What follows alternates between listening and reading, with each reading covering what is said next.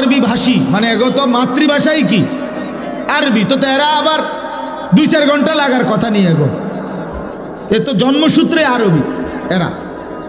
কিন্তু তবুও তিনি বললেন আমরা কিশোর বয়সে নবীজির কাছে কিছু সময় থেকে ঈমান শিখলাম, তাহলে বোঝা গেল ঈমান শিখার বিষয়। ঈমানের মধ্যে কিছু জিনিস আছে নিশ্চয়ই, যেগুলো কি করতে হয়, শিখতে হয়। ঈমান কাকে বলে, ঈমানের দাবি কি, লা ইলাহা ইল্লাল্লাহ আমার কাছে কি দাবি করে, মুহাম্মাদুর রাসূলুল্লাহ আমার কাছে কি দাবি করে, এটা শিখার বিষয়। আবার ঈমান কি কারণে ক্ষতিগ্রস্ত হয়, এই যে কুফরের কারণে, শিরিকের কারণে, নেফাকের কারণে, 3 কারণে ঈমান ক্ষতিগ্রস্ত হয়। কারো দ্বারা কুফরি প্রকাশ পেলে ঈমান চলে যায়, শিরিক প্রকাশ পেলে ঈমান চলে যায়, নেফাক মুনাফিকি প্রকাশ পেলে ঈমান ক্ষতিগ্রস্ত হয়।